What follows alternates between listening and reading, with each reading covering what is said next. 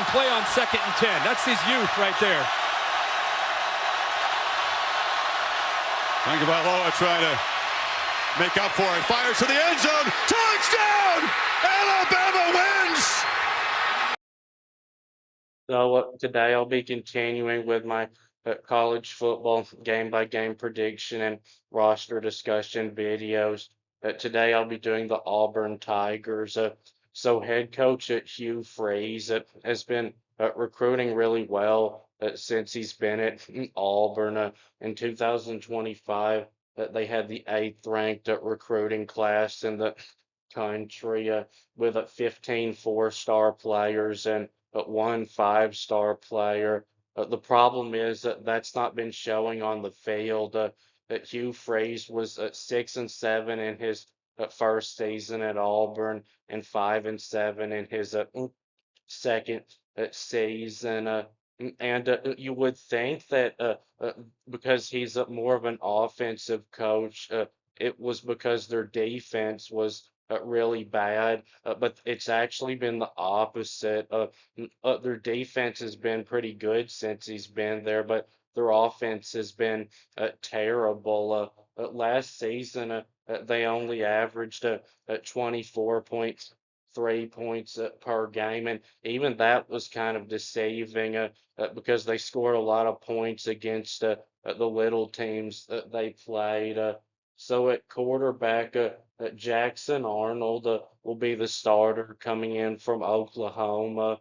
Now, he was a 5-star quarterback, so he obviously has the ability to be a really good quarterback, but that did not show up at all last year at Oklahoma. He started 9 games and played in 10 games and only threw for 1,421 yards. And his yards per throw average was a terrible 5.8. Now, he did complete 62.5% of his passes, which was solid. And he threw 12 touchdown passes. And he did run for 444 yards and 3 touchdowns. But for Hugh Freeze to keep his job, Jackson Arnold is going to have to play a lot better than he did at Oklahoma. So at wide receiver, they will have help for Jackson Arnold here. This is, I think, going to be one of the strengths of the team. So they do lose Keandre Lambert Smith, who was their best receiver last year. He had nearly 1,000 yards, but they returned Cam Coleman, a 5-star wide receiver that as a freshman last year had in 11 games 37 catches for 598 and 8 touchdowns, averaging an impressive 16.2 a catch. I think he'll be one of the SEC's best receivers this year. Here's a clip of a touchdown catch by him. Started at their own 13-yard line. Battled poor field position a lot of the night. They have a receiver wide open, Cam Coleman. And they've got a 4-star Malcolm Simmons, who as a freshman last year caught 40 passes for 451 and 3 touchdowns, averaging 11.3 a catch. And they bring in a good wide receiver from Georgia Tech, Eric Singleton, a 2-year starter at Georgia Tech. Last season, he had in 12 games 56 catches for 754 and 3 touchdowns, averaging 13.5 a catch. And they bring in from Wake Forest, Gerardo Fields, who had last season 39 catches for 463 and 4 touchdowns, averaging 11.9 a catch. And then at running back, this isn't going to be as good as it was last year because they lose Jarquez Hunter, who's off to the NFL, and he's really been what's kept Auburn's offense in existence these last 2 years. He had last season over 1,200 yards rushing. Now, they do have a couple of decent running backs, so I do still think they'll be okay here, but they don't have a star running back like Jarquez Hunter. And they do have a good offensive line, though. They returned four offensive linemen with starting experience, including a center Connor Lew, one of the best centers in the country, who only allowed one sack and nine total pressures last year, and Jeremiah Wright at right guard, who only allowed two sacks and eight pressures last year, and left guard Dylan Wade, who allowed 20 pressures only and only two sacks last season. And they bring in a good tackle from Virginia Tech, who was a 2-year starter there, Xavier Chaplin. Last season in 12 games, he only allowed two sacks and 13 quarterback pressures. So even though Jackson Arnold was bad at Oklahoma last year, it's not all his fault, because he didn't have any good wide receivers to throw to, and he had a terrible offensive line, and those things will be better for him this year at Auburn. So you would expect him to at least be a little bit better this year at Auburn than he was last year at Oklahoma. But I still don't think this is going to be an offense that's going to put up a lot of points. So now on the defensive side, they gave up on average at 19.3 points per game only last year, which is not elite, but it was plenty good enough to where if Auburn had had any offense at all, they could have had a good team. I think they'll be solid defensively this year, maybe not quite as good as last year. But on the defensive line, they've got Keldrick Falk coming back, one of the best in the country. He had last year 45 tackles and 7 sacks, and 43 total quarterback pressures, and a pass breakup and a fumble recovery. Here's a clip of a sack by him. Vandegrift. Pocket collapsed, and so did he. Keldrick. And they have coming back K'Ron Crawford, who had last year 22 tackles, and he didn't have a sack, but he had 26 quarterback pressures. And at linebacker, though, it is kind of concerning because Auburn loses all of their starting linebackers, and they didn't bring in any good transfers.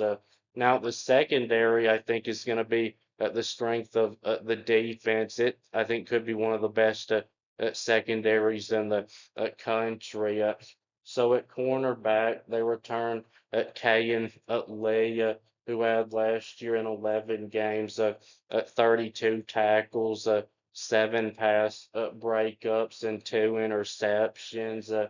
And they return Jay Crawford, who played in 12 games and started 8 games last year as a true freshman. He was a 4-star recruit and had 15 tackles and 7 pass breakups and an interception. And they bring in from Miami, Ohio, Rayon Strader, who was a 2-year starter at corner for them, and he was an All-American corner both of those years. Last season, he had 53 tackles and 18 pass breakups and 2 interceptions. And then at safety, they've got Caleb Harris, who had last year 46 tackles and 3 pass breakups and a forced fumble. And they've got 4-star Sylvester Smith, who, as a freshman last year, started 6 games and played in all 12 games and had 28 tackles and 2 pass breakups and an interception. and they bring in from Texas A&M Jacoby Matthews, a four-star safety that in college has played in 21 games and started 12 games. And he didn't play at all last year, but in 2023, he started 9 games and played in 11 games and had 42 tackles, 4 pass breakups, and an interception. So now for the game by game predictions. Starting with on the road at Baylor. If you watch my Baylor prediction video, you already know I picked Baylor to win this game. Uh, Really, just because it's on the road. If it was at home, I would probably go with Auburn. But Baylor's offense, I think, is going to be better than Auburn's will be. I think they'll be a better passing team, and I think their offensive line is even better than Auburn's is. And they did lose their running back number 2 for the season recently, but their starting running back, Bryson Washington, even though he didn't make my top 10 running backs, he'd be number 11 for me. So I think they'll have the advantage rushing over Auburn also. And defensively, Auburn has a better defensive line and secondary, but Baylor's linebackers, I think, are better. But this is going to be a close game. And I do think they'll beat easily both Ball State and South Alabama. These are games where their second string should get a chance to play in the second half. Now on the road at Oklahoma, an interesting one because Jackson Arnold will be returning to Oklahoma. Uh, but even though Auburn's wide receivers are better, I think, by a little bit than Oklahoma's are. John Mateer had a much better year at quarterback at Washington State, who's the new quarterback at Oklahoma, than Jackson Arnold did last year at Oklahoma. And even though I think Auburn's offensive line is a little bit better, Oklahoma's front seven can handle them, I think. And defensively, Oklahoma's front seven, I think, is better than Auburn. Now in the secondary, I think they're pretty similar. And Jaden Ott, the running back that Oklahoma brought in from California, was the top running back in the transfer portal. I think he's going to have a really good year with Oklahoma. I do have to go with Oklahoma to get this win. So now on the road at Texas A&M. So this is the one game on Auburn's schedule that I think they have almost no chance of winning. I would be even more surprised if they beat Texas A&M than if they beat Georgia, who, if you watch my prediction video for them, you know I have them losing to them too. But Texas A&M's defense, I think, will shut down Auburn, and I don't think Auburn will be able to slow down the Texas A&M run game. I really don't think this game will be close at all. So now Georgia, and I think that Georgia's secondary is going to be really good also. And they've got some good receivers too. And even though not much has been seen out of Gunnar Stockton in college yet, I liked what I saw from him last year a lot better than what I saw from Jackson Arnold. And Georgia will be able to handle Auburn at the line of scrimmage on both sides. And I think the addition of Josh McCray from Illinois at running back is really going to help Georgia's run game. And Georgia always has so much depth at linebacker, which is something that Auburn really seems to be missing this year. So I had to go with Georgia to get this win.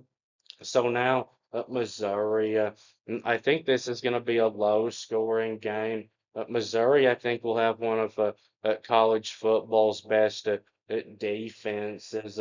Their front seven, I think, is even better than Auburn's. But I think the Auburn offensive line can handle them, and I think their secondary is about as good as Auburn's is. But Missouri doesn't have a good group of wide receivers like Auburn has got, and Missouri's run game, I don't think it'll be terrible, but I do think that Auburn's offensive line is quite a bit better than theirs is.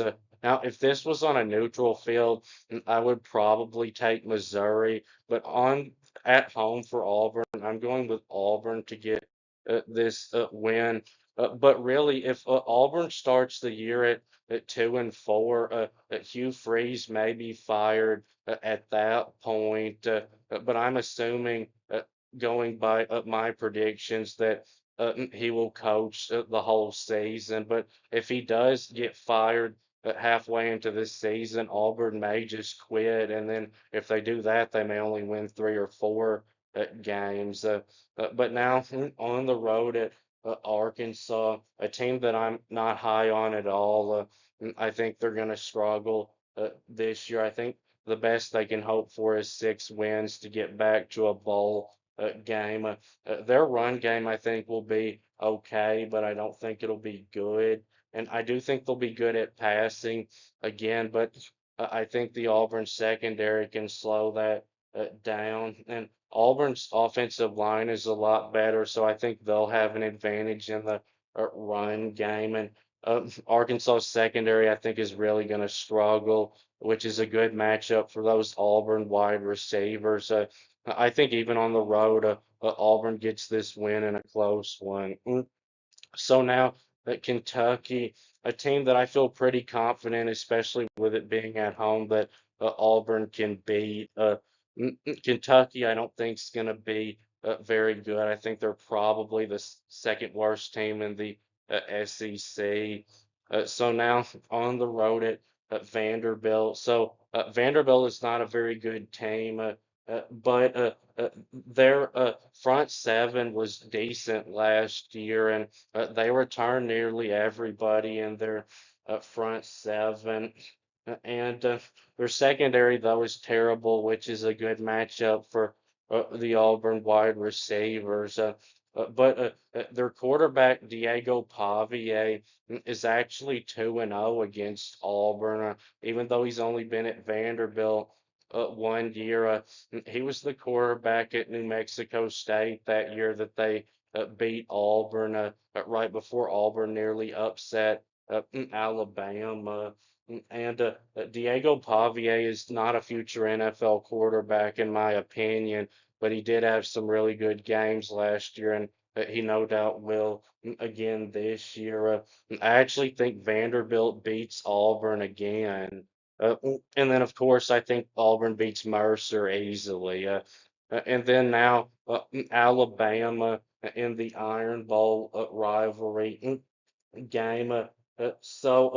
Not only has Auburn been bad under Hugh Freeze, they don't even really have a big win under him yet. Now, they came close a couple of times in his first year, but they didn't actually pull one off. And then in his second year, their best win was against Texas A&M, which was a 5 loss team. And even though Alabama has never actually lost to Auburn when Auburn hasn't been a good team, that was with Nick Saban coaching. And Kalen DeBoer, in only one year, has already lost to 2 unranked teams.